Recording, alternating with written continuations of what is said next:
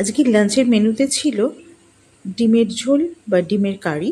তার জন্য আলুগুলোকে ভেজে তুলে নিলাম, ডিমটাও ভেজে তুলে নেব। তার মধ্যে একটু ঘি দেবো, দিয়ে গরম মশলা ফোড়ন দিয়ে দেবো। তারপর কাঁচা লঙ্কা, পেঁয়াজ কুচি সব ভালো করে ভেজে নেব। অনেকে এখানে পেঁয়াজ বাটাও দেয়। আমার পেঁয়াজ কুচির গন্ধটা বেশি ভালো লাগে ভাজা ভাজা হয়ে গেলে।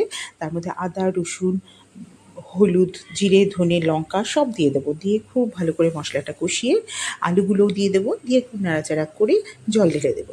জল ঢেলে দিয়ে এগুলোকে ফুটতে দেবো।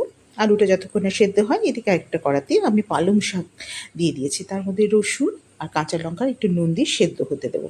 রসুনগুলোকে কিন্তু আমি ছাড়াইনি, গোটাই দিয়ে দিয়েছি, কারণ সেদ্ধ হলে খোসাগুলো অনায়াসেই কিন্তু বেরিয়ে আসবে। আর ডিমের ঝোলও প্রায় আমার রেডি। এদিকে উচ্ছেগুলোকে আমি পাতলা পাতলা করে কেটে নিয়েছি, নিয়ে এটা নুন আর হলুদ মাখিয়ে রেখে দেবো। তাতে উচ্ছের যে জলটা বেরিয়ে যাবে, তাতে তেঁতোটা অনেকটা কমে যাবে। এদিকে পালং শাকটাও কিন্তু আমার সেদ্ধ হয়ে গেছে, ওটা আমি সেদ্ধ পালং শাকটাকে এবার পেস্ট করে নেব। আর এদিকে উচ্ছের মধ্যে না একটু ময়দা মাখিয়ে নেব, তাতে উচ্ছেগুলো বেশ ক্রিস্পি হয়, খেতেও খুব ভালো লাগে। এদিকে আমি কড়া বসিয়ে দিয়েছি, কড়াতে তেল দিয়ে দিয়েছি।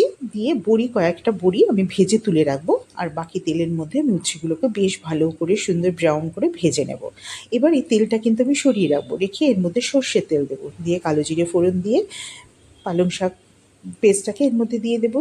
তার মধ্যে অনেকটা ধনেপাতা দিয়ে দেবো। আর বড়িগুলোকে একটু ভেঙে নেব, নিয়ে খানিকটা এখানে দিয়ে দেবো, পরে খানিকটা রেখে দেবো সাজিয়ে দেওয়ার জন্য। আর একটু পরিমাণ মতো চিনি দিয়ে খুব ভালো ভালো করে ভাজা করে নেব, যতক্ষণ না তেল বেরিয়ে আসে। তারপর আমার ভর্তা রেডি। তাহলে আজকের লাঞ্চ কিন্তু আমার একদম রেডি হয়ে গেল।